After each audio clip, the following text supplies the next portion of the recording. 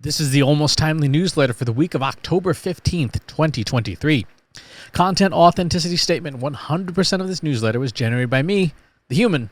No AI was used to generate any part of this issue. There's a link at the top of the newsletter to learn why this kind of statement is important. What's on my mind this week? The AI goldmine you already own. Something interesting is happening in the use of large language models. As more models become available, as open source models become more powerful, and as support systems and infrastructure pop up around these models, how the most successful companies use large language models in generative AI is changing. Today, most people use large language models, and now large multimodal models, as sort of a self-contained system, right? You log into Claude or ChatGPT, and you just use the system as is, asking it to be a language model, an interpreter, a source of truth, and an output machine all at once. We have this monolithic view of large language models as these giant black boxes or giant Swiss Army knives that do stuff that just seems like magic. And that's fine. That's fine for many tasks, especially tasks that are public, tasks that don't leverage confidential information, and tasks that require common knowledge, right? Make a recipe for clam chowder. These tools and models work absolutely great for that, and people should absolutely leverage them for that purpose, right? You've got a friend coming over, and they want some clam chowder, but they're allergic to certain things. You can ask a model to make you a recipe that will not trigger their allergies. But what if you want to use confidential data? What if you need more up-to-date data? What if you need to work with your data specifically? This is where the current monolithic view of models falls down. Even more advanced applications like fine-tuning still don't get the job done.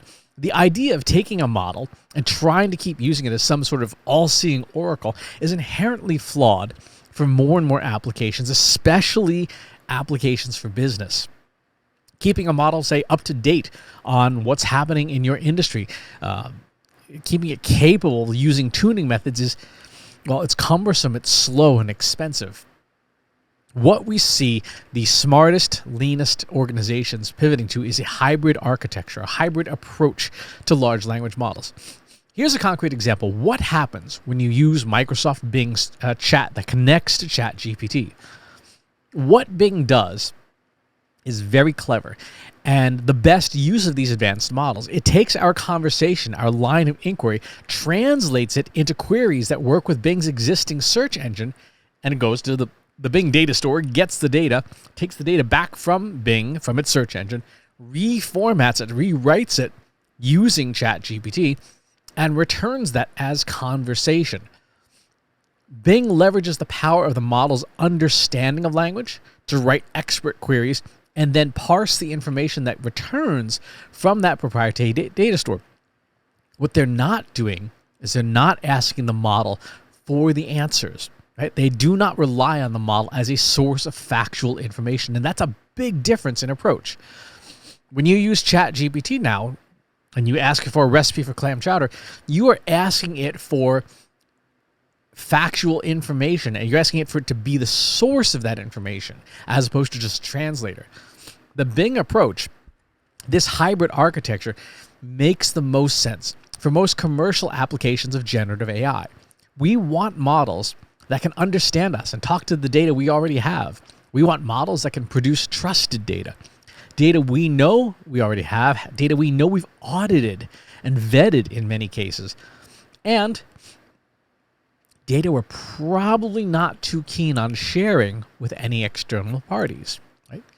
For example, suppose you're a medical office. You want the ability for a patient to ask a virtual doctor on staff questions in a chat portal, even when their real doctor's not around.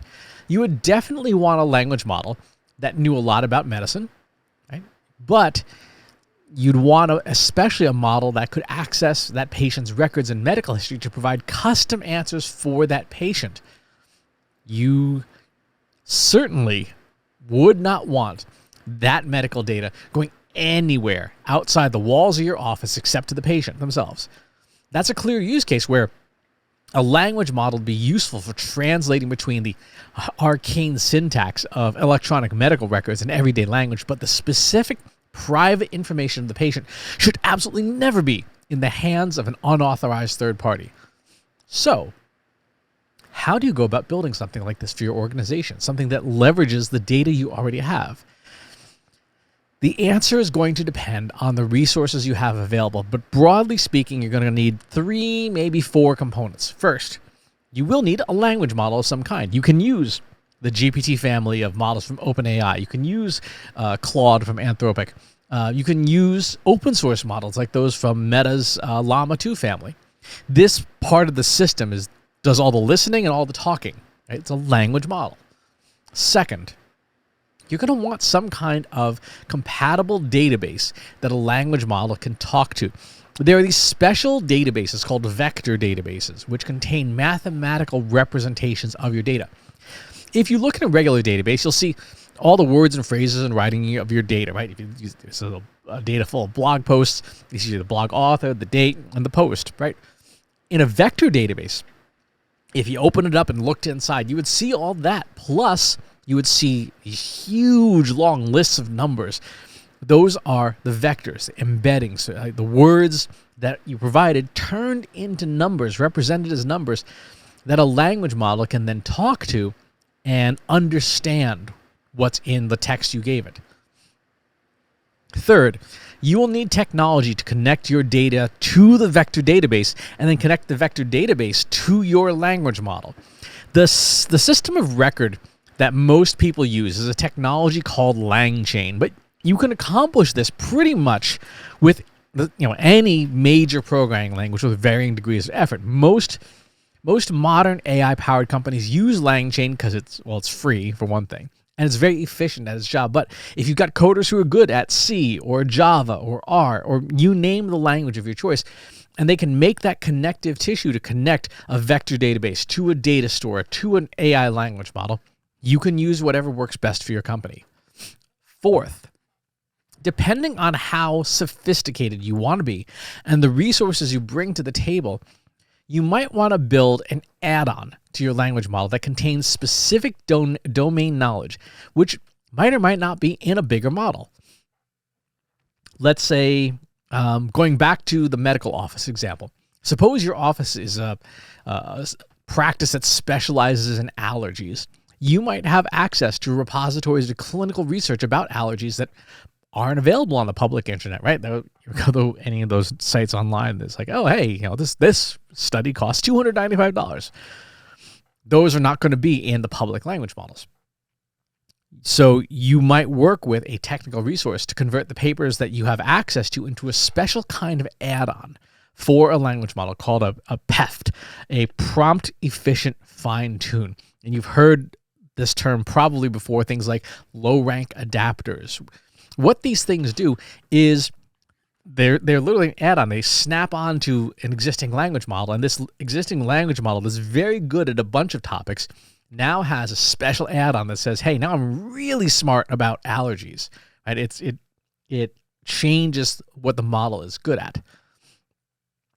You want one of these ideally so that you can take your off-the-shelf language model and make it a specialist in your field of study using data that is uniquely yours. Now, again, we're not talking about confidential data. We're just talking about domain knowledge that isn't in the public. Those folks who have done a lot of work with open source image generation models are probably familiar with these technologies. You've almost certainly heard the term LoRa because there are so many add-ons that help AI-generated images look like a specific style, like 1990s cartoons or anime or sci-fi movies. And if you've used these systems, you can plug in that specialization, and now everything that comes out of that image generator looks like that. There's a Norman Rockwell one, and suddenly everything looks like a Norman Rockwell print. With these special add-ons, you can make a foundation model expert in your field and industry with your repository of non-public research papers or whatever data you have that you pay for, and then you connect your now specialized model to your non-public private proprietary data, and you have created an AI system that is incredibly expert at the task you've set before it. It will know your industry. It will know your company. It will know your customers. And it'll be able to answer questions with a high degree of specificity and a lower degree of incorrectness because, like the Bing example, It's relying on the data you give it rather than us expecting this thing to know everything. This this system, this architecture applies to everything.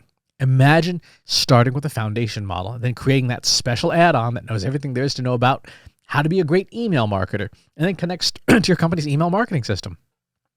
It will be able to craft emails that sound like you and adhere to best practices because it has domain expertise in email marketing and it has access to your data. Now, here's the juicy secret, the business secret, the way to make a big pile of money in the next couple of years. It is the AI goldmine you already own. Your data, the data you've been generating for years, maybe even decades, that data, once you've cleaned it of anything that's confidential and private, but that data can be turned into one of those special add-ons as well. Imagine having a special add-on that's tuned specifically for intellectual property lawyers, or tuned for real estate agents, or tuned for stockbrokers, but around your specialty. Imagine being able to take that and sell it on the market. Say, hey, you're working in this or that. We've got this add-on that will make your generative AI model so much smarter using proprietary data that nobody else has. Just plug it into your language model and boom, now you're smarter and you can use our thing for only, $5,000 a month or whatever. Our companies, all of our companies, are sitting on mountains of this non-public data that could become these guides, these trainers, these refiners for AI models, right?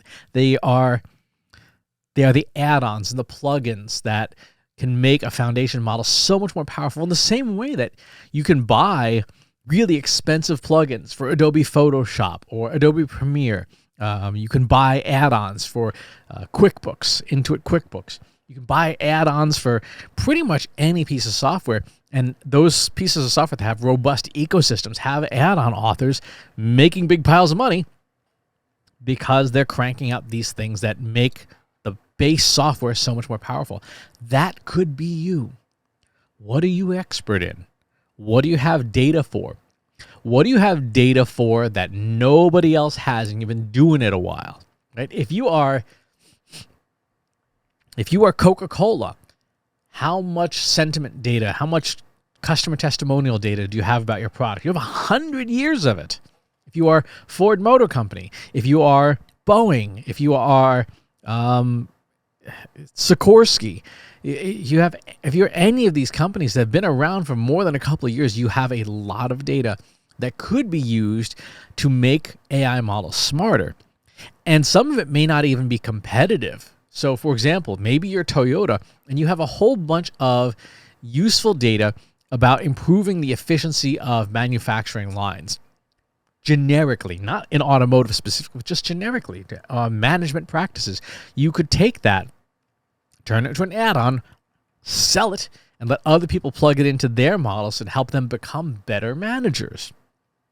Now is the time to start auditing the data you own. Now is the time to start experimenting with these tools to understand how to build these customizations because they can be a powerful strategic advantage. Again, especially if your company has a large amount of legacy data that's just sitting around collecting dust, you might just be sitting on the next AI goldmine. All right, what else happened this week? This week I did a interesting piece of it was a question I got about fairness and bias and mitigating bias within AI. Go watch the answer to that because there are no easy answers because we don't know what fairness is. We also talked about the difference between good and great data, how to vet AI vendors, different types of machine learning. Talked about the marketing machine that is Taylor Swift. And on this week's live stream, how to become a public speaker or become a better known public speaker, depending on where you are in your speaking journey. Let's look at jobs this week. We have quite a few, actually. Data scientist at Crossover, director of competitive intelligence at New Relic, global search engine optimization director at DocuSign, head of analytics and data science at Intrepid Digital, head of data science at Storm3, marketing director at Oysterlink, marketing director at Hire Innovative, senior digital marketing specialist at LGT, senior marketing manager at LGT, social listening and social analytics manager at Tripwire, social media and community manager at Beauty and the Broth. That's an interesting name company. Senior data analyst at Prudent Technologies, and subject matter expert in Medi Analytics at Capital. So lots and lots of hiring happening there. Recently in the Trust Insights newsletter, we looked at the economy when it comes to marketing jobs, and we seem to be at the bottom of the trough. We're starting to bounce back, and we can see that in what people are hiring for. In other news, designing LinkedIn thought leadership content creation, we have Crisis Communications with Ginny Dietrich, an episode of Marketing Over Coffee that's worth listening to. Future-proofing your SEO strategy and understanding what your money and your life websites are.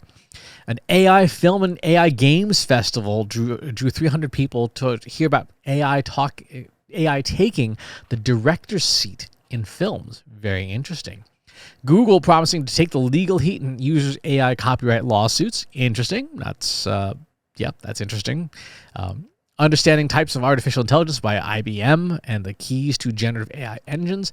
And this past week was Indigenous Peoples Day. I have a great piece called Native Land that shows you whose indigenous lands you are living on right now. It's worth checking out.